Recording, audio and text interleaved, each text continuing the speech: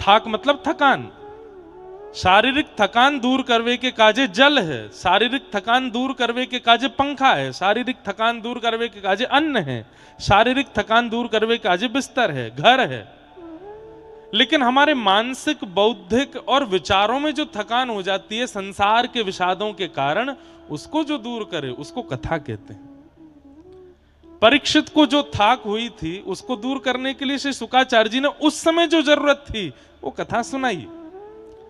आज के परीक्षितों को जो अनुभूति होती है उसके अनुसार जो बात या जो विषय हम यहां कहें उसे कहते हैं कथा। अब भारत के सब जगह कथा हम सुनाते हैं, पर यहां पे बहुत मन को भाव है कि श्री प्रिया प्रियतम की निज लीला हो, उनके रसिकन की चर्चा हो, उनके रसिकन के भाव हो, उन पर चर्चा की जाए। ये सब जगह अवसर थोड़ी मिले ऐसो कहवे को। तो इसलिए आज हम प्रथम स्कंद से दसम स्कंद तक की पूरी भूमिका एक बार सुना के और फिर नेक रस चर्चा निकुंज की कछु करके बीच बीच में आ जाएगी तो, और फिर आज नंद घर आनंद भयो जय कन्हैया, जटेरी में आनंद भयो जय कन्हैया। आज जटेरी में खूब सुंदर उत्सव होएगो, खूब आनंद होएगो। श्रीमद् भागवत के 12 स्कंद भगवान श्री कृष्ण के 12 अंग हैं। बहुत ध्यान से सुनेंगे सब लोग। श्रीमद् भागवत में 12 स्कंद हैं और वे 12 स्कंद श्री कृष्ण के 12 अंग हैं। हमारे शरीर में 12 अंग हैं, ऐसे ही ठाकुर जी के 12 अंग ही श्रीमद् भागवत के 12 स्कंद हैं। जब आप प्रथम स्कंद सुनते हैं तो प्रथम स्कंद और द्वितीय स्कंद ये भगवान के दोनों चरण हैं। तृतीय और चतुर्थ स्कंद ये भगवान की भुजा हैं। पंचम और षष्ठम स्कंद ये भगवान की गोद है, भगवान की जंघा है। अभी पहले ध्यान से अंग सुन लो, फिर इसके पीछे भावना बताएंगे। तो प्रथम और द्वितीय भगवान के चरण हैं, तृतीय और चतुर्थ भगवान की भुजा हैं, पंचम और षष्ठम भगवान की गोद है, सप्तम भगवान का उदर है, अष्टम और नवम ठाकुर जी का वक्ष है, दसम भगवान का हृदय है, एकादश भगवान का मुखमंडल है और द्वादश भगवान का ललाट है, माथा है। ये 12 अंग ही श्री कृष्ण के 12 स्कंद हैं श्रीमद् भागवत के। तो जब व्यक्ति प्रथम द्वितीय स्कंद सुनता है मतलब भगवान के चरणों में प्रणाम किया, प्रथम द्वितीय चरण है। तो तृतीय और चतुर्थ यानी कि भगवान अपनी भुजा से चरण में प्रणाम किए को उठाते हैं। किसी के चरण में प्रणाम करो तो आप तुरंत उसको उठाते हो, अरे भैया उठो उठो उठो। तो ऐसे ही तृतीय चतुर्थ से ठाकुर जी उठाते हैं और फिर उठाए हुए को देख करके जब ठाकुर जी को उस पर बड़ा प्रेम आता है तब पंचम और षष्ठम यानी कि ठाकुर जी अपनी जंघा यानी कि गोद में उसको बिठा लेते हैं, लिटा लेते हैं। और फिर लिटाते ही नहीं है, अपनी ओर खींचते हैं। तो अष्टम स्कंद भगवान का उदर, अपने उदर की ओर खींचते हैं। नवम और अष्टम और नवम भगवान का वक्ष है। ठाकुर जी फिर उठा करके उसको हृदय से लगाते हैं। और फिर दसम स्कंद भगवान का हृदय है। उस हृदय से ठाकुर जी उसको पेय पान कराते हैं, एक मातृवत। और जब पेय पान करने के बाद में बालक संतुष्ट हो जाता है तब उसकी ओर भाव से देखते हैं तो एकादश स्कंद भगवान का मुखमंडल और द्वादश स्कंद भगवान का ललाट। ठाकुर जी उसकी ओर देख करके उसके सिर पर हाथ फेरते हुए उस पर कृपा कर देते हैं। तो जैसे एक बालक घुटमुन चल करके मां के पास जाए, मां उसको उठा करके गोद में बिठाए, गोद में बिठा के फिर अपने वक्ष अपने उदर की ओर लेवे, जान करके कि ये भूखा है तो अपने वक्ष का दूध पिलावे, दूध पिलाने के बाद फिर उसकी ओर देख करके और प्रसन्न मुद्रा से उसके सिर पर हाथ फेरे। जिस प्रकार एक मैया वात्सल्य भाव से अपने बालक के साथ संपूर्ण लीला करती है, वैसे ही एकादश से प्रथम स्कंद से लेकर के द्वादश स्कंद तक संपूर्ण भागवत की कथा हम आप सब जीवात्मा रूपी बालक पर भगवान की वही वात्सल्य कृपा है, उसी भाव से भागवत की कथा होती है। अब समझ में कितने की आई ये तो पता ना, मैंने कह दई बस। आपको मन में आ जाए तो मैं यहाँ पे विचार करी हूं ये भाव कौन से हैं और इन भावन को तात्पर्य क्या है।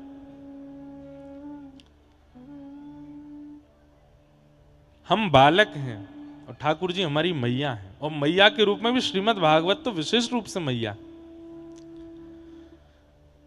ये जितनों रस, चाहे हमारी हरिदास परंपरा में हो, हरिवंश परंपरा में हो, हमारे वंशी अली जी के परंपरा में हो, चाहे हमारे रामानुज रामानंदी परंपरा में हो, ये सारे रस को प्रारंभ श्रीमद् भागवत से ही भयो है।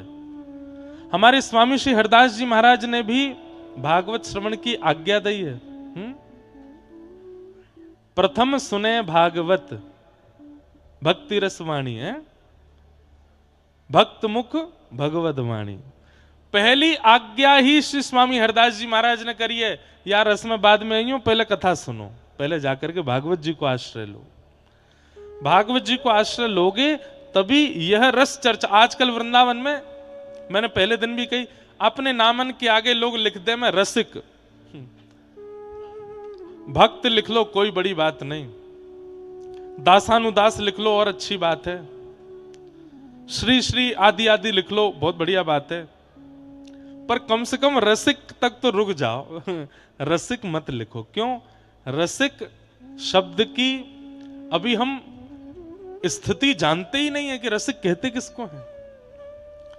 अरे जा वृंदावन में आकर के उद्धव जी महाराज कह रहे हैं, आशा महो चरण रेण उजशाम हमशाम वृंदावने किमपि गुल मलतौषधीनाम।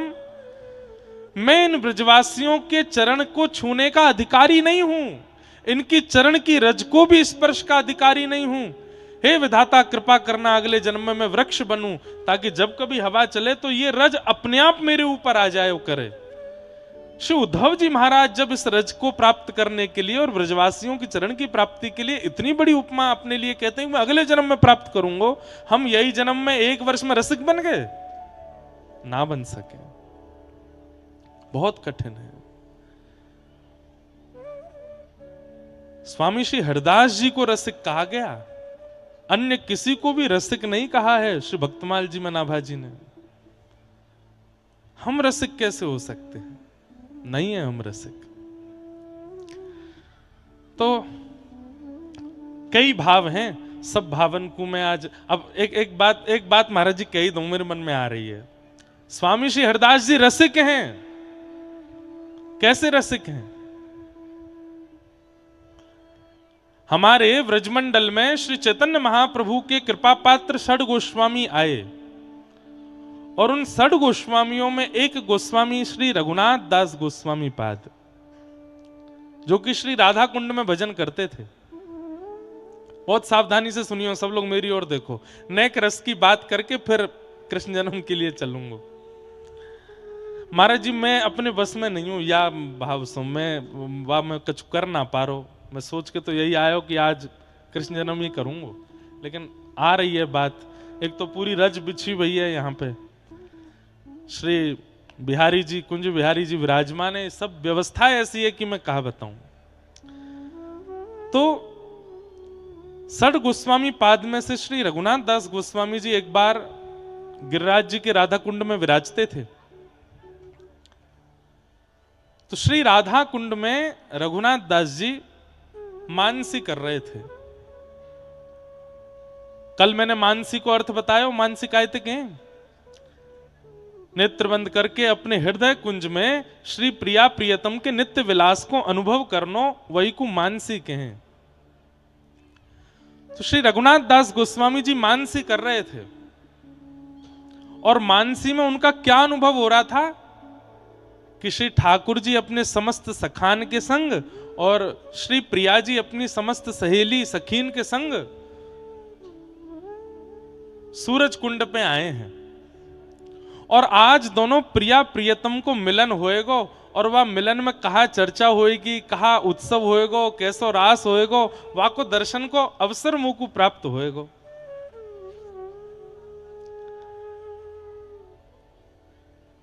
प्रिया प्रियतम दोनों मिले।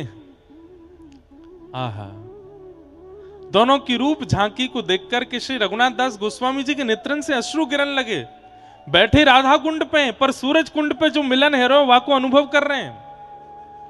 और यहां से श्याम सुंदर पास आ रहे हैं, यहां से किशोरी जी समीप जा रही हैं, बस दोनों को मिलन है वे वारो है। मिलन के बाद कहाँ चर्चा होएगी, कहाँ बात होएगी, वो सुनवे के काजी श्री रघुनाथ दास जी के कान तरस रहे हैं। इतने में ही श्री किशोरी जी की नानी जी मुखरा देवी वहां आ गई, और मुखरा देवी आए करके बोली, अरे श्यामा, ओ राधा, कहां को चली गई। अब ये स्वर भी रघुनाथ दास जी को सुनाई दे रहा है।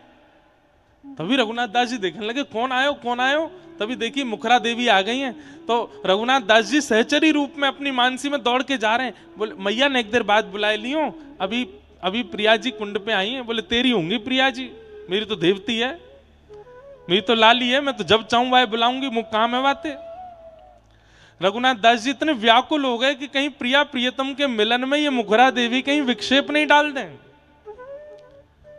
पर मुखरा देवी के आवाहन पर प्रिया जी तुरंत छटपटा करके वहां से दौड़ी। जैसे ही दौड़ी तो श्री ठाकुर जी से मिलवे के काजे सब सखीन ने किशोरी जी को जो श्रृंगार कियो, वह श्रृंगार में बेणी जी धराई हैं, विशेष बेणी जी धारण कराई हैं।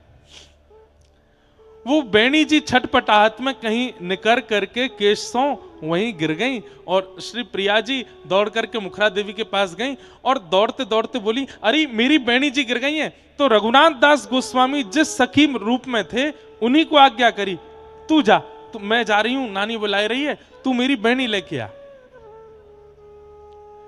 रघुनाथ दास गोस्वामी बोले, आज पहली बार प्रिया जी ने मुंह को कछु आज्ञा करी है, बेणी जी लावे की आज्ञा करी है।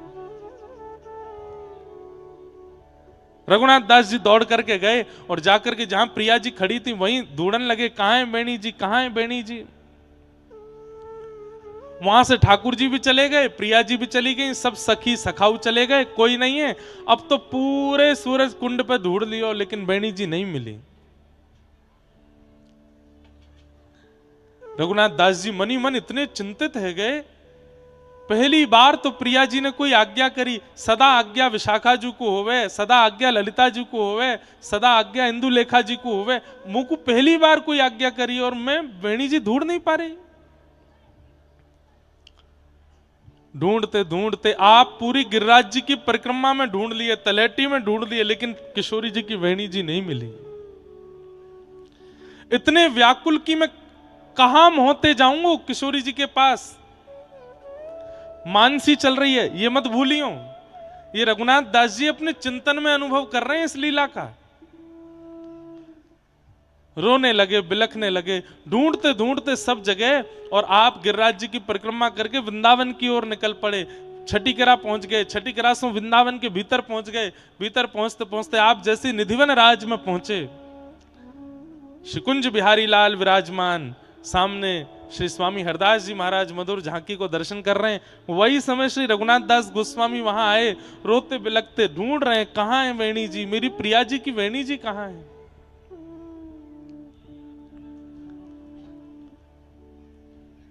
इतने में ही स्वामी जी की दृष्टि पड़ी और कोई बात नहीं हुई, केवल रोते हुए रघुनाथ दास जी को देख करके स्वामी जी ने तुरंत विठल विपुल देव जी को बुलाया। बोले, इधर आओ। बोले, इनको बुला के लाओ, ये बहुत रो रहे हैं। आपने जाकर के गई। बोले, स्वामी जी बुला रहे हैं, चलो। स्वामी जी के पास आप गए। बोले, काई को रो रहे हो। बोले, मैं कहा बताऊं, आज बड़ी अद्भुत लीला भई, और ऐसी लीला में श्री प्रिया जी ने मुझको पहली बार आज्ञा करी वेणी जी लावे की, और मैं ढूंढ ही नहीं पायो। सोई स्वामी जी बोले, आपकी मानसी लीला में प्रिया जी आई, सब सखी आई, पर यूं क्यों भूल गए, ठाकुर जी भी तो आए। और अगर प्रिया जी की कोई सामग्री कहीं छूट जाएगी तो निश्चित है कि ठाकुर जी को छोड़ेंगे नहीं, ठाकुर जी लेके गए। रघुनाथ दास गोस्वामी जी तुरंत बिहारी जी के पास जा गए, मेरी प्रिया जी की वेणी दो, आप आए थे मानसी में, आप ही लेके आए गए। बोले, इनते मत मांगो, मैं बता रहा हूं कहां है। बोले, कहां है। बोले, सूर्य कुंड पे एक बट को वृक्ष है। बोले, हाँ। वह बट के वृक्ष के एक क्षेत्र में आपको दिखेगा 2-4 भौरे मंडरा रहे हैं।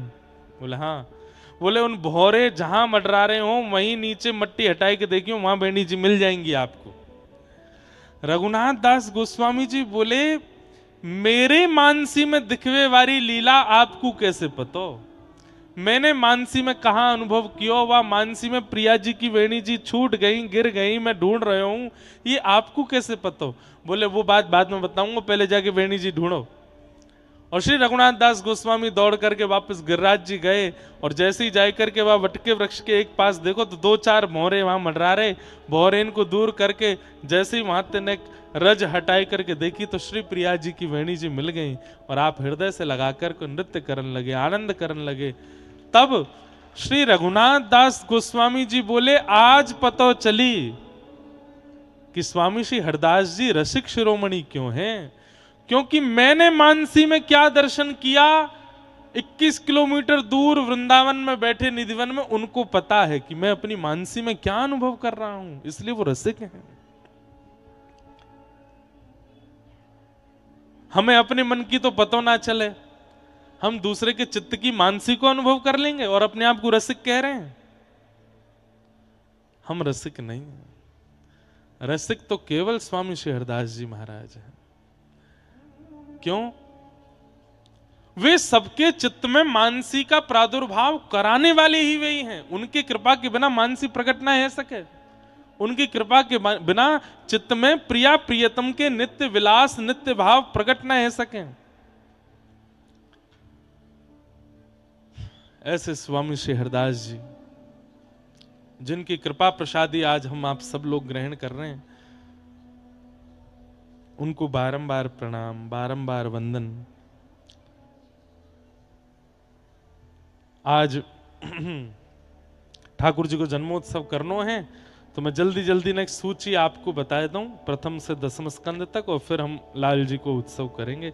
आज वैसे श्री बिहारिन दास जी को, बिहारिन देव जी को आज चरित्र कहनो, समय मिलेगा तो बीच में मैं सुनाऊंगा। तो बंधुओं, महाभारत में अर्जुन के पुत्र हैं अभिमन्यु। बहुत ध्यान से सुनिए सब लोग। अर्जुन के पुत्र अभिमन्यु और अभिमन्यु के पुत्र हुए परीक्षित। जब पांडवों को पता चला कि भगवान श्री कृष्ण अपनी लीला पूरी करके चले गए हैं, तो परीक्षित को राज्य गद्दी पर बिठाया।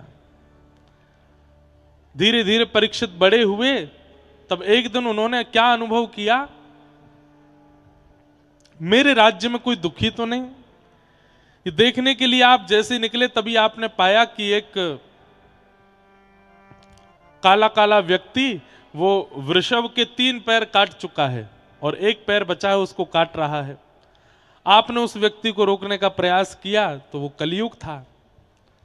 कलयुग ने चरण पकड़ करके कहा, भगवान मुझे मत मारिए। तब आपने उसको 5 स्थान प्रदान किए।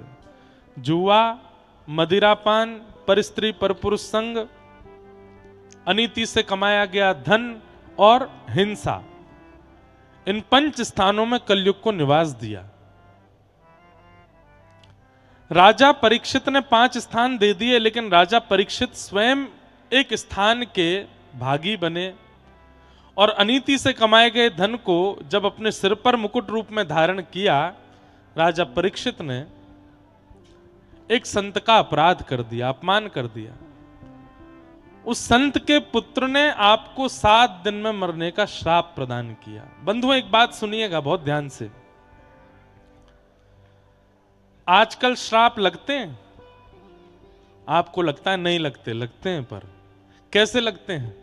हाँ, पुराने समय की तरह नहीं कोई कमंडल से जल लेके पीछे फेंक दे बोल तो श्राप दियो मैंने तेरो ये है जाएगा, नहीं। आजकल श्राप व्यक्ति नहीं देता, आजकल श्राप प्रकृति देती है। आपकी करनी, उस करनी पर व्यक्ति आपको दंड दे सकता है, पर उस दंड का भी बड़ा स्वरूप श्राप प्रकृति आपको देती है। इसलिए बच नहीं पाओगे। जहां जो किया है उसका श्राप आपको मिलेगा ही मिलेगा, और प्रकृति देगी उसका दंड। प्रकृति दंड देती है। आज किसी के साथ छल किया, कपट किया, किसी के साथ किसी के मान का हनन किया, किसी की बदनामी करी, किसी का अपमान किया, सामने वाला व्यक्ति भले ही कुछ ना कहे लेकिन प्रकृति नहीं छोड़ेगी। प्रकृति घूम करके आएगी और आपको वह दंड देगी। ये योजना कलयुग में है। बाकी के 3 युगों में जिस व्यक्ति के साथ आपने अपराध किया वही श्राप दे देता है, पर कलयुग में भगवान बोले अगर यहां श्राप का अधिकार दे दिया तो सबरे कमंडल लिए ही डोलेंगे हाथ में। अच्छा तेने मेरे संग यूं क्यों, ले जा तेरा एक पाम लंगड़ा है जा। हम कलयुगी जीव हैं भैया, हम लोग पे बहुत खतरनाक है हम लोग। इसलिए ठाकुर जी ने कलयुग प्रारंभ होते ही श्राप का विधान खत्म कर दिया। बोले यहां श्राप व्यक्ति नहीं देगा, यहां श्राप प्रकृति देगी। अगर श्राप हम लोग दे रहे होते, खत्म हो गए होते, पूरी दुनिया खत्म हो गई होती कब की। एक दूसरे ने श्राप दे दे करके नष्ट कर देते। जा तू बूढ़ो है जा, तेरो ब्याह ना होएगो, जा तू काणो है जा, तू ऐसा है जा। श्राप लिए डोलते सबरे। इसलिए कलिकाल में श्राप का अधिकार नहीं है। लेकिन एक बात याद रखना, जो व्यक्ति भजनानंदी है, जो व्यक्ति नित्य ठाकुर जी का स्मरण करता है, जो व्यक्ति नित्य ठाकुर जी की लीला में रहता है, नित्य ठाकुर जी के चिंतन में रहता है, उसके साथ अपराध करने से पहले सोच लीजिएगा। क्यों? श्राप वो नहीं देगा, वो तो ठाकुर जी में व्यस्त है, पर उसके बदले का श्राप फिर ठाकुर जी देते हैं। इसलिए कम से कम छल बल कपट करने की अगर आपकी इच्छा ज्यादा ही है तो संसारियों के संग ही करना, किसी भजनानंदी के संग मत करना, नहीं तो उसके भजन का श्राप तो लग जाएगा। थोड़ी सावधानी रखो, क्योंकि ये संसार है और संसार में भी कलयुग का संसार है। कलयुग के संसार में नरक और स्वर्ग तक की स्थिति पहुंचाने में ठाकुर जी इतना ज्यादा विश्वास नहीं रखते। ठाकुर जी कहते हैं या यहीं भुगवाओ जो भगवानो है। हाँ ठीक है, स्वर्ग नरक की व्यवस्था तो है, बहुत बड़े उच्च कोटि के पापियों के लिए है, पर सामान्य पापी जो होते हैं, जिस कैटेगरी में कभी कभी हम आप भी आ जाते हैं, हम सामान्य पापियों में आ जाते हैं, हमारे लिए ठाकुर जी नरक स्वर्ग तक की व्यवस्था नहीं रखते। ठाकुर जी कहें इन्हें दारी के यहीं भोगवाओ, ये अपने 100 वर्ष के जीवन काल में यहीं भोगेंगे जो इन्हें भोगना। और अगर या जन्म में बच के निकल गए तो अगले जन्म में भोगेंगे। भैया या जन्म में भोग लें तो ठीक है, हमें पता तो रहेगी कि हमने कियो कछु ऐसा या हमारे भोग रहे हैं। अगले जन्म में कहीं आए हो तो यूं ही सोचते रह जाएंगे कियो कहा मैंने जो मेरे संग ऐसा हैरो है। तो यही जन्म में ठाकुर जी दे दें, बहुत बड़ी कृपा है। आपको याद आ जाएगा, ओहो 20 साल पहले एक सामने वाले के घर में मैंने ऐसे ऐसे कियो, 20 साल पहले वहाँ की छोरी को ब्याह तोड़वायो, 20 साल 25 साल पहले वहाँ के संग मैंने ऐसे ऐसे कियो, तभी मेरे संग ऐसा हैरो है। या जन्म में भोग जाए तो बहुत अच्छा, कृपा है ठाकुर जी की। आप अनुमान तो लगा सकते हो कि कौन सी करनी का फल है, लेकिन कहीं आ जन्म से निपट के निकल गए तो अगले जन्म में भोगना पड़ेगा, तब तो विचार ही नहीं कर पाओगे किया क्या था मैंने ऐसा। कई बार बुरा नहीं मानिएगा, जन्म लेते ही उस जन्मजात बालक के साथ भी बड़ी दिक्कत कष्ट आदि आने लगते हैं। ये कर्म चक्र है, ना उसके माता पिता को पता होता है, ना उसको पता होता है, ना परिवार को पता होता है ये हो क्यों रहा है ऐसा। ये कर्म चक्र है। तो श्राप आज भी लगता है, बल्कि मैं ऐसा कह दूं सतयुग त्रेता द्वापर से ज्यादा खतरनाक श्राप कलयुग में लगते हैं, क्योंकि वहां श्राप देने वाले का पता है, अपराध पता है, यहां तो कुछ भी नहीं पता, फिर भी हम भोग रहे हैं। राजा परीक्षित को श्राप लगा, 7 दिन में मरने का श्राप लगा। अच्छा एक बात और कह दूं, मान लो कि हमारे किसी पूर्व जन्म के कर्म का फल हमको इस जन्म में कुछ कष्ट मिल रहा है। वो कष्ट कब तक है? जब तक आप उसको कर्म फल मान रहे हो कि ये कोई मेरी करनी का फल मुझे मिल रहा है। लेकिन जो व्यक्ति अपने जीवन की हर परिस्थिति को भगवत कृपा प्रसाद मान लेता है, उसको कष्ट नहीं लगता, उसको प्रसाद ही लगता है। अपने जीवन के हर क्षण को प्रसाद मानिए। ये मैं श्वास भी भगवत कृपा से ले रहा हूं, ये मैं देख भी भगवत कृपा से रहा हूं, खा भी भगवत कृपा से रहा हूं, सो भी भगवत कृपा से रहा हूं, पी भी भगवत कृपा से रहा हूं।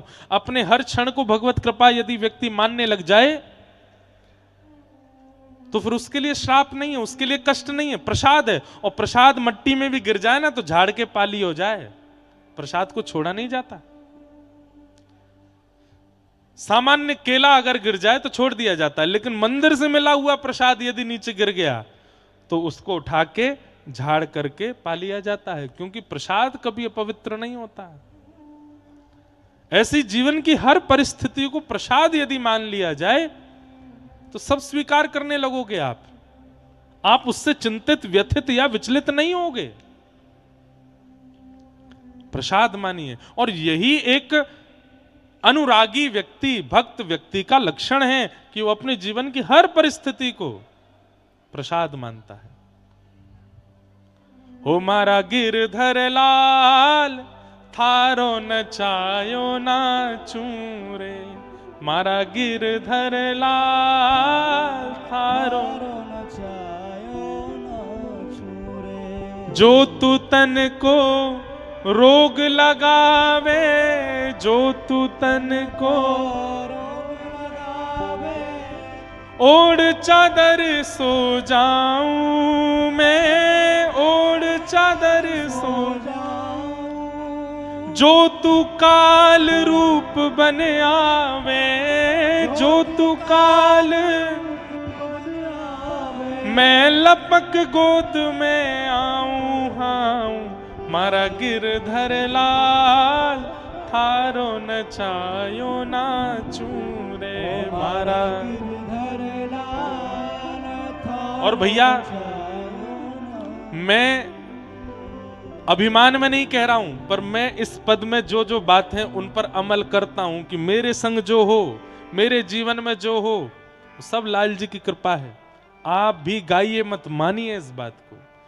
अगर यहां से निकलते निकलते गिर जाओ कहीं गड्ढा में, वाह रे लाला बड़ी कृपा तेने गड्ढा में गिर दियो, ये तो बढ़िया रहे हो कि कहीं खाई में नहीं गिरो, गड्ढा में ही गिरो लाला। जितना बुरा हो उससे और बुरा सोच करके धन्यवाद कहो, चलो वो तो नहीं हुआ, यही हुआ ना, ठीक है। अपने जीवन को फिर आप कभी कोसोगे नहीं, अपने जीवन पर आने वाली परिस्थितियों पर कभी निश्चिंत, कभी चिंतित नहीं होगे। तो वैसे ही राजा परीक्षित चिंतित नहीं हुए। जैसे ही लगा 7 दिन में मरने का श्राप है, अपने पुत्र जन्मेजय को राज्य गद्दी पर बिठाया। पत्नी से बोले अब तुम घर बार संभालो, मैं जाता हूं। पत्नी बोली आपको मरने का श्राप लगा है और आप बिल्कुल चिंतित नहीं है। राजा परीक्षित क्या बोलते हैं, इस संसार में किस व्यक्ति की कब मृत्यु हो जाए ये किसी को नहीं पता। जटेरी वारी ने पता है कि कल की कथा सुन पाएंगे, पता है नहीं पता। कल की कथा में आ रहे हैं, आ भी पाएंगे कि नहीं कछु पता है। अरे महाराज, प्राण निकलवे के लिए एक छींक ही काफी है, और आजकल तो छींक भी ना आवे, सोए उठे ही नहीं, सोवे गए उठे ही नहीं। अच्छा, जब किसी की मृत्यु हो जाती है तो फिर घर के लोग और परिवार के लोग जो बात करते हैं वो बातें कभी सुनो, मतलब सुनवे के काजे जरूरी मत जाइयो। सबके घर में कुछ ना कुछ घटना हो ही जाती हैं कभी, तो वहां लोगों की वार्ताएं क्या होती हैं। अरे अच्छे भले कल बैठे मेरे संग, रात में बोले कढ़ी खानी है मुझे, तो सवेरे मेरे संग डोलवे गए हैं, मेरे संग चाय पी है, मेरे मुंह तो बिस्कुट मांग के खाए हो, और बोले मैं नहावे जा रहा हूं, और नहावे गए भैया, बाथरूम दोबारा ही नहीं आए। इस बात का मतलब क्या है कि हमें नहीं पता था कि वो जब कढ़ी खा रहा है वो कल सुबह चला जाएगा, वो जब बिस्कुट मांग रहा है अगले क्षण जा सकता है। इसका मतलब क्या, मृत्यु कभी भी आ सकती है किसी की भी। लेकिन राजा परीक्षित अपनी पत्नी से कहते हैं यहां संसार में किसी की भी मृत्यु का पता नहीं कब आ जाए, पर मैं दावे से कह सकता हूं अगले 7 दिन से पहले मैं नहीं मरूंगा, 7 दिन से पहले मेरी मृत्यु नहीं आवेगी। अगर सामने विधाता भी आ जाए कि चल 3रा दिन है तुझे जाना पड़ेगा, तो मैं विधाता से कह सकता हूं ब्रह्म वाक्यम जनार्दनम, एक ब्राह्मण ने कहा है कि 7 दिन बाद तक्षक सर्प डसेगा, तो आप 3रे 4थे 6वें दिन मुझे मारने नहीं आ सकते। कहने का अभिप्राय क्या है? भक्त का स्वभाव स्वरूप कैसा होता है? वो परिस्थिति को नकारात्मक रूप से ना देख करके उसमें भी सकारात्मकता देखता है कि चलो इससे बुरा ये हो सकता था पर वो तो नहीं हुआ, यही हुआ, ठीक है। और भैया ऐसे ही जीवन काट पाओगे? ये एक सूत्र है, कुछ भी हो उससे बुरा और क्या हो सकता था वो सोच करके भले मना लो, चलो वो तो नहीं हुआ, यही हुआ, ठीक है।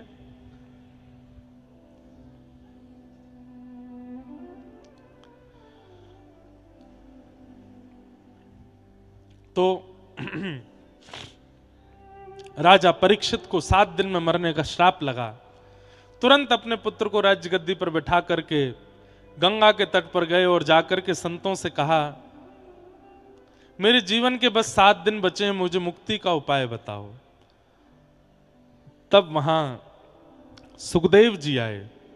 वरीयाने शते प्रश्न क्रतो लोक हितम नृप आत्मवित् सम्मतः पुंसा श्रोतव्या दिशु यप्परः। श्री परीक्षित जी महाराज कह रहे हैं, जय हो।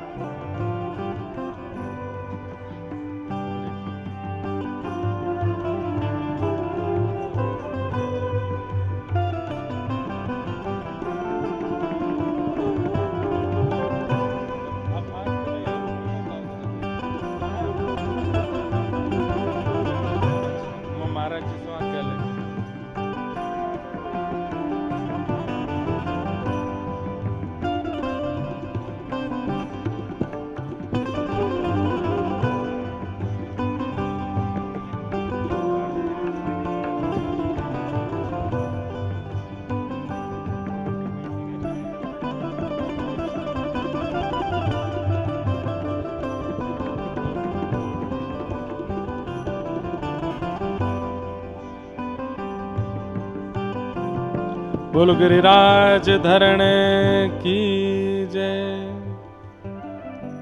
जय। बस भारी माला कहीं पल्लंग को लुढ़क नहीं जाए, मोये पहना दो।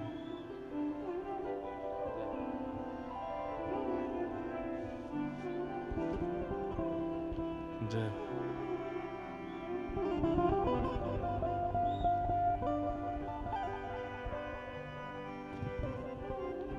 जय श्री कृष्ण।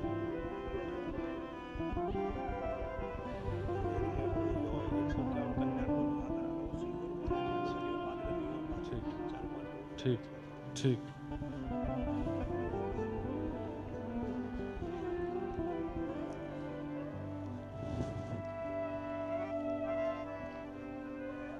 श्री गिरिराज बाबा को प्रसाद पधारो है और सब ब्रजवासी जन पधारे, सबको बारंबार प्रणाम। जय श्री कृष्ण।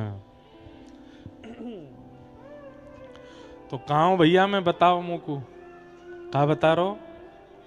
श्री सुखदेव जी महाराज को आगमन भयो। सुखदेव जी ने आकर के परीक्षित समझाए, बोले परीक्षित 7 दिन में मरवे वारी की मुक्ति को उपाय मत पूछो, यो पूछो 7 दिना में मृत्यु हो वहां से पहले पहले भगवत दर्शन कैसे होएगो। बंधुओं एक कॉन्सेप्ट अपने दिमाग से निकाल दो कि मरवे के बाद ठाकुर जी मिलेंगे ना।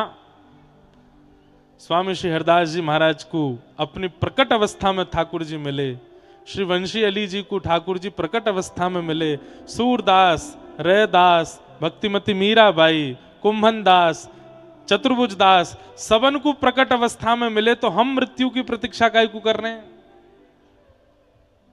मृत्यु की प्रतीक्षा नहीं।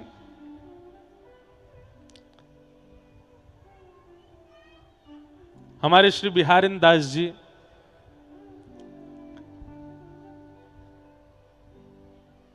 बैठे हैं यमुना जी के तट पर इतने में ही खेलते भये नंद नंदन अपने सखा ग्वाल बालन के संग पहुंच गए और जाए करके खेलन लगे। तो सबरे ग्वाल बाल बोले, लाला जी कौन सा बाबा बैठो है? ठाकुर जी बोले, बैठो रहने दो। अच्छा, इतनी जोर से बोल रहे हैं कि श्री बिहारी दास जी को सुनाई दे रही है। ग्वाल बाल सब बोले, लाला जी कौन बैठो है? ठाकुर जी बोले, तो क्या करनो, बैठन दे बाबा, मोड़ा बैठो, कोई बैठ के भजन कर रहा है, बैठो रहने दे। ना लाला ने कि आते जाए के बात तो करें, जी है कौन? ठाकुर जी बोली, अरे कहा बात करनी है, रहन दे, वाकू भजन करन दे अपनो। ना ना लाला, हम तो जाए के आते बात करेंगे। ठाकुर जी बोले, चलो तो फिर बात करो, कहा बात करनी है। सबरे गए, जाए करके बात करन लगे और निवेदन करके पूछन लगे, बाबा तुम कौन हो, कहां ते आए हो, तुम्हारो नाम कहा है? एने आंखन ने खोल के हमें देख तो लो, कहा आंखन ने मूद के बैठे हो? श्री बिहारी दास जी नेत्र बंद करके बैठे हैं, नेत्र बंद किए किए पूछ रहे हैं, आप कौन हो? बोले, अरे बाबा जाए ना जाने, जाकू ब्रह्मादि देवता ढूंढते डोले, वैकुंठ में भी ना मिले, वेदन में बड़े बड़े वेदज्ञ ढूंढते डोले, महू ना मिले, आज तेरे सामने खेल तो आए गए हो बाबा, जो साक्षात नंद नंदन है, यशोदा नंदन है, साक्षात ठाकुर जी है या ब्रज को लाला है। श्री बिहारी दास जी बोले, तो फिर हमसे क्या काम है आपको, ये बताओ। बोले कि हम आए भैया आपको दर्शन देवे आए। बिहारी दास जी बोले, ये बताओ आपके साथ में स्वामी श्री हरदास जी आए कि नहीं आए? ठाकुर जी बोले, ना वो तो ना आए। बोले, जब श्री स्वामी जी आपके संग नहीं आए, किशोरी जी आपके संग नहीं है, तो बिना स्वामी जी और श्री श्यामा जी के कोई भी आ जाए, कोई भी हरि आ जाए, चाहे हरि के हरि आ जाए, हम बाकू आंख खोल के ना देखेंगे, लौट जाओ वापस, हमें ना मिलना आपते। तब ऐसो कहवे कि श्री प्रकट है करके स्वामी जी ने अपनी गोद में दर्शन कराए प्रिया प्रियतम के, तब श्री बिहारी दास जी ने नेत्र खोल के तब दर्शन किए, बिना स्वामी जी के इनके दर्शन नहीं करूंगा। ऐसे ऐसे भक्त हैं हमारे या ब्रज में, लेकिन सबने अपनी जीवित अवस्था में, प्रकट अवस्था में दर्शन किए, कोई ने भी मृत्यु की प्रतीक्षा नहीं करी। और एक बात बोल दूं मैं आपसे, अगर आप अन्यथा ना लो तो, जाकू अपनी जीवित अवस्था में ठाकुर जी को अनुभव नाए भयो, तो ये समझ लियो कि वाकई फिर मृत्यु के बाद या तो पुनर्जन्म भयो होगो, या वो स्वर्ग गयो होगो, या वो कहीं और होएगो, मुक्ति नाए भई। वाकई मुक्ति वही की है सके जाने जीवित अवस्था में ठाकुर जी को अनुभव कियो हो। या हमारे भैया काय को दुनिया भर के प्रपंचन में पड़े हो, हमारे जीवन के कितने दिन बचे कुछ पता तो है ना है, लग जाओ आज तक भजन में। ठाकुर जी को अनुभव अंतिम श्वास आवे वासे पहले करनो है, करनो है, करनो है, यह दृढ़ निश्चित कर लीजिए अपने चित्त में, नहीं तो यह जन्म व्यर्थ है जाएगा।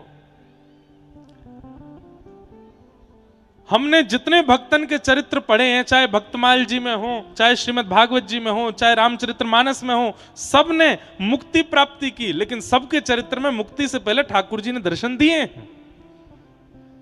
ये बात कहीं ना कहीं प्रमाणित है कि भगवत दर्शन के बाद ही मुक्ति प्राप्त हो सकती है, और अनुभवी ना भयो जीवन भर ठाकुर जी को, मुक्ति नहीं मिलेगी। हाँ, अंते नारायण स्मृति मुक्ति प्राप्त कराती है, पर अंत में नारायण स्मरण भी उसी को ही हो सकता है जिसने जीवित अवस्था में ठाकुर जी का अनुभव किया हो। ढूंढो, खोजो, कहां है श्याम सुंदर, और इन दो युगल नेत्रन को अनुभव कराओ वा झांकी को। यही उद्देश्य के साथ भजन करो, यही उद्देश्य के साथ अपनी परंपरा में प्रवेश करो, अपने गुरु आचार्यन की वाणी मानो, केवल यही उद्देश्य कि एक बार प्रिया प्रियतम दिख जाए।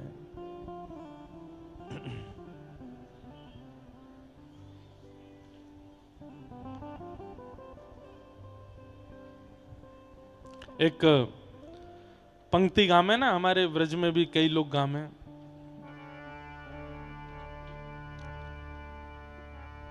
तेरे कारण सब जग छोड़ा, तुम संग नाता जोड़ा प्यारे, तुम संग नाता जोड़ा प्यारे, तुम संग नाता जोड़ा। और किस लिए छोड़ा जग, किस लिए नाता जोड़ा आपसे? केवल एक बात सुनने के लिए। क्या? एक बार प्रभु हंस के कह दो, तू मेरा मैं तेरा प्यारे, तू मेरा मैं तेरा प्यारे, तू मेरा मैं तेरा। एक बार हृदय से लगा लो, ओ मेरे प्रियतम। हाँ, एक बार हृदय से, ओ मेरे प्रियतम। तुम हमारे थे प्रभु जी, तुम हमारे हो, तुम हमारे ही रहोगे, ओ मेरे प्रियतम। तुम हमारे थे प्रभु जी, तुम हमारे हो, तुम हमारे रहोगे, ओ मेरे प्रियतम। एक बार प्रभु हंस के कह दो, तू मेरा मैं तेरा। बस ये कह के आप चले जाइयो, फिर जीवन में कभी मत मिलियो, अंतिम श्वास तक मत आइयो। बस एक बार ये कह के चले जाओ नाथ कि हाँ हम आपके हैं, आप हमारे हो। भैया सिद्धांत अलग अलग हैं, परंपराएं अलग अलग हैं, संप्रदाय अलग अलग हैं, पर सब में मूल तो यही है कि प्राप्ति श्री श्याम सुंदर की करनी है और जीवित अवस्था में करनी है, मृत्यु की प्रतीक्षा नहीं। तो श्री सुखदेव जी ने आकर के परीक्षित को समझाया, मुक्ति की कामना मत करो, भक्ति की याचना करो। और श्री सुखदेव जी ने चरण पकड़ करके कहा, नाथ अब मुझे मुक्ति की कामना नहीं है, अब आपके चरणों में केवल एक ही प्रार्थना करना चाहता हूं। मेरे जीवन के केवल 7 दिन बचे हैं और इन 7 दिन में आप कृपा करके मुझे ठाकुर जी का अनुभव कराओ। और यहां से श्री सुखदेव जी महाराज ने फिर कथा सुनाना प्रारंभ किया। सबसे पहले सृष्टि प्रसंग सुनाते हुए स्वयंभू मनु शत्रुपा के 3 पुत्री 2 पुत्र, इनमें से एक पुत्री हुई देवहूति। देवहूति महारानी का विवाह कर्दम ऋषि के साथ हुआ, जिनके घर भगवान कपिल बन करके आए। बोल कपिल भगवान की जय।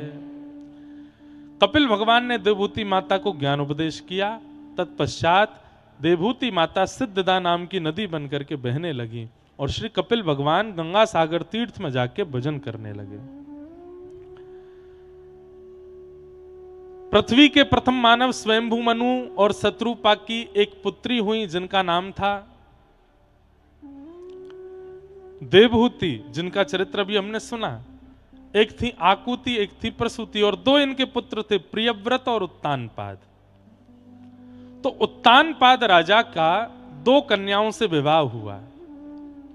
एक का नाम था सुनीति और दूसरी का नाम था सुरुचि। सुनीति के जो पुत्र हुए उनका नाम श्री ध्रुव हुआ और सुरुचि के जो पुत्र हुए उनका नाम उत्तम हुआ। अब ये प्रसंग है तो इतना अद्भुत कि इसका विस्तार सुनाया जाए। थोड़ा सा कह देता हूं। हम सब उत्तानपाद राजा हैं और हम सब की 2 पत्नियां हैं, सुनीति और सुरुचि, मन और बुद्धि, ये 2 पत्नी हैं हमारी। जैसे ही 1:30 बजते हैं दोपहर के, हम लोग अपनी घड़ी देख करके पूछते हैं, अरे कथा में चलेगो? तब दोनों पत्नियों से पूछा जाता है, कथा में चलोगे? तो बुद्धि कहा के कहा अब यहाँ ते कोई इतनी दूर जटेरी में जाके तो बाबा कथा करा रहे हैं, वहां जाओ, फिर यहाँ ते पहले बाइक पकड़ो, फिर वहां ते कोई साधन पकड़ो, फिर वहां पहुंचो, वहां पहुंच करके फिर बैठ भी के काजे अपनी जगह ढूंढो, फिर कथा होगी, कथा के बाद फिर रात में अंधेरों गुप है जाए, फिर लौट के आओ।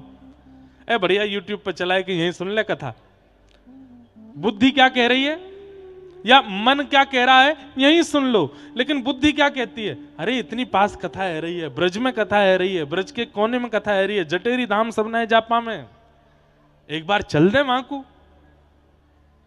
एक बात मान करके आप आ। कई बार कई लोगों से आप पूछते हैं तो वो कहे भैया दोनों मन है रहे, मेरो मन तो हेरो घरों रुक जाऊं, मेरो मन हेरो चलो जाऊं। ये दोनों स्थिति मन की नहीं होती, एक बुद्धि की होती है, एक मन की होती है। अच्छा मन की कौन सी, बुद्धि की कौन सी, ये कैसे पता किया जाए?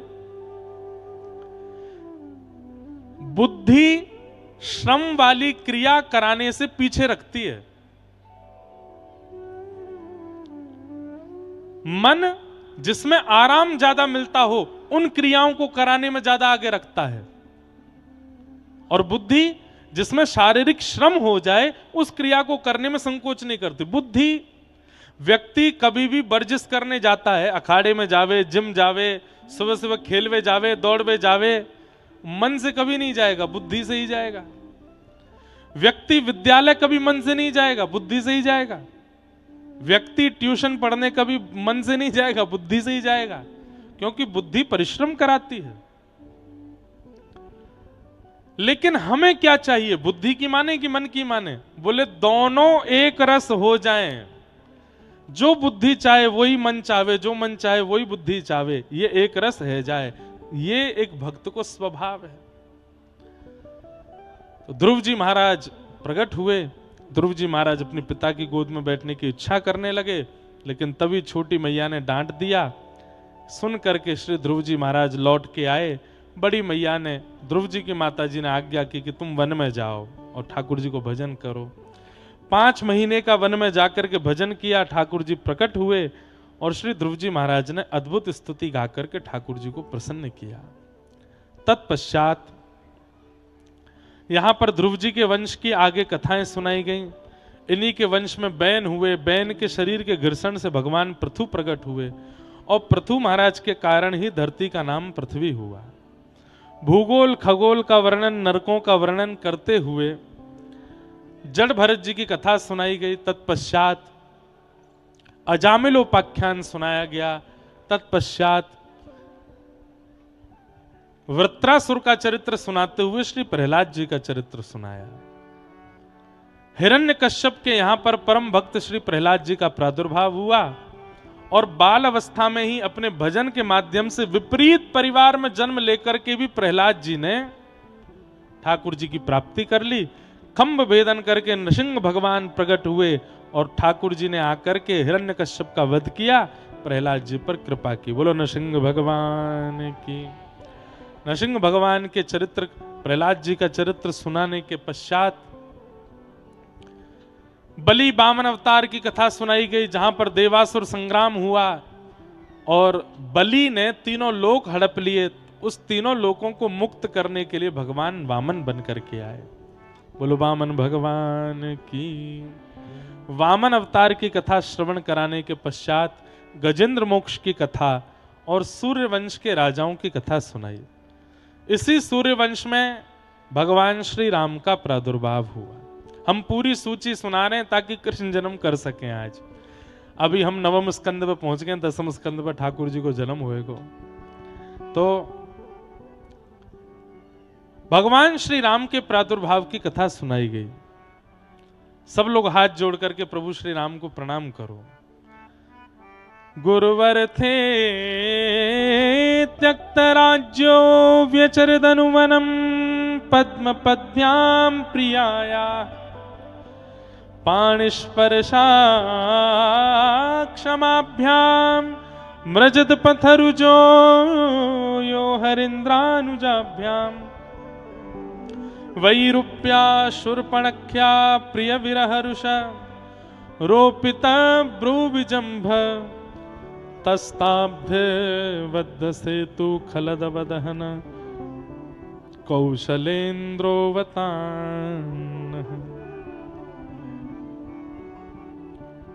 गुरुवर थे त्यक्त राज्यो, अपने पिता की आज्ञा मान करके राज्य त्याग करके जो वन की ओर चले गए। अपनी पत्नी और छोटे भाई के साथ 14 वर्ष वन में निवास करने के पश्चात रावण जैसे खलों का वध करके जो वापस कौशलपुर अयोध्या में आकर के विराजे, ऐसे राजकुमार प्रभु श्री राम को हम बारंबार प्रणाम करते हैं। प्रभु श्री राम को 2 अध्यायों में सुनाते हुए कथा यहां पर प्रणाम किया गया। तत्पश्चात चंद्रवंश के राजाओं की कथा, और इसी चंद्रवंश में प्रकट हुए कौन? भगवान श्री कृष्ण। प्रभु श्री कृष्ण के प्रादुर्भाव की कथा सुनाई गई। जिस प्रकार अभी हमने संपूर्ण 9 स्कंद आपको पिछले 15-20 मिनट में सुनाई दिए, ऐसे ही श्री परीक्षित जी महाराज को सुखदेव जी ने पूरी कृष्ण कथा 2 श्लोकों में सुना दी। जैसे ही 2 श्लोकों में सुनाई तो श्री चरणों में प्रणाम करते हुए परीक्षित जी महाराज बोले, आपने अब तक की लीलाएं मुझे छोटी छोटी सुनाई, कोई बात नहीं, पर जिन कृष्ण की लीला सुनने के लिए मैं 4 दिन से बैठा हूं, उनकी तो लीला मुझे विस्तार से सुनाइए। कथितो वंश विस्तारो भवता सोम सूर्ययो राज्ञां चो भयवंश्यानां चरितम परमाद्भुतम। पहुंच गए महाराज जी 10वें स्कंद पे। आज तो हनुमान जी भी कह रहे होंगे मोतु तेज उड़ के गयो है। जाते ज्यादा समय तो मोह लंका पहुंचने में लगी, जितनी देर में ही प्रथम ते 10म पे पहुंच गो। भैया देखो, ये तो कई लोगों के मन में भाव रहे ना कि अरे कृष्ण जन्म कर रहे हैं तो उन्हें कथा भागवत जी की पूरी तो करें। तो बस उनकी भावना की पूर्ति के लिए प्रथम द्वितीय तृतीय चतुर्थ पंचम षष्ठम सप्तम अष्टम नवम और ये सबरे स्कंद स्पर्श मात्र किए हैं। बाकी कथा तो भैया 4 घंटा का 4 महीना हम सुनाते रहे तो पूरी नहीं होगी। बीच बीच में ऐसे ऐसे भाव आएंगे, चरित्र आएंगे, लीला आएंगे, सबको विस्तार कैसे करेंगे? तो और यहाँ तो नियम है 5 बजे के बाद मैया उठन लगे सबरी, तो वैसे ही 5 बजे तो पहले पहले ही जन्म उत्सव है जाए, इतना उत्सव की व्यवस्था करिए। और कल तो यहाँ पे 56 भोग भी होंगे। कल तो व्रज की लीला ही हमें सुनानी है, ठाकुर जी की बाल लीला, व्रज लीला, गौचारण लीला और गोवर्धन लीला। यहाँ ऊपर बगल को पर्वत बिल्कुल गिरिराज पर्वत जैसो ही है, और वह पर्वत के ऊपर ऐसे श्रीनाथ जी विराज रहे हैं। तो कल तो ऐसा लगे जटेरी धाम वाले सबरे ब्रजवासी बनकर के। और कल की योजना महाराज जी बताएंगे कैसी बनाई है कल की योजना, और वह योजना के अनुसार फिर कल 56 भोग भी होएगो। आज ठाकुर जी को मंगल जन्मोत्सव होएगो। अभी हम ठाकुर जी को जन्मोत्सव प्रारंभ करेंगे, वहां से पूर्व महाराज जी कछु आपको निवेदन करना चाह रहे हैं, आप सब लोगों ने श्रवण करो। ये जटेरी धाम वासियों के बड़े सौभाग्य हैं। या तो गत वर्ष पूज्य श्री मलुकपीठ महाराज जी, नाम तो हम कैसे लें, पर हमारे परम पूज्य अग्रपीठाधीश्वर मलुकपीठाधीश्वर महाराज जी ने एक ही दिवस में 3 दिवस की कथा सुनाई थी, या आज हमारे पूज्य श्री इंद्रेश जी ने एक ही दिवस में 9वें स्कंद तक की कथा सुनाई।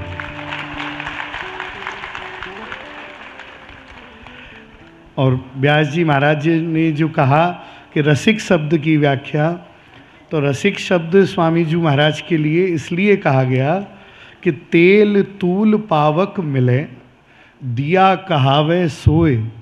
दीपक में 3 चीज़ों को मिल करके तब दीपक बनता है, तेल तूल बाती, पावक अग्नि, तब वा को नाम पड़े दीपक। तेल तूल पावक मिले, दिया कहावे सोए। ऐसे ही ज्यों जल घोरें सर करा, रसिक कहावे सोए। जिस प्रकार जल में यदि चीनी को मिश्री को डाला जाए तो वह अपना अस्तित्व खो देती है और जल स्वरूप ही हो जाती है, ऐसो रसकन को स्वरूप है। यानी कि विषयान ध्यायेत तश्चित्तम विषयान विसज्यते मां मनुस्मृतश्चित्तम मय्येव प्रविलीयते। विषयों का चिंतन करने से मनुष्य का मन विषयों से केवल सुसज्जित हो सकता है, जैसे मंच पर फूल लगे हुए हैं, किंतु यह फूल हृदय में प्रवेश नहीं कर सकते, केवल ऊपर ही रहेंगे।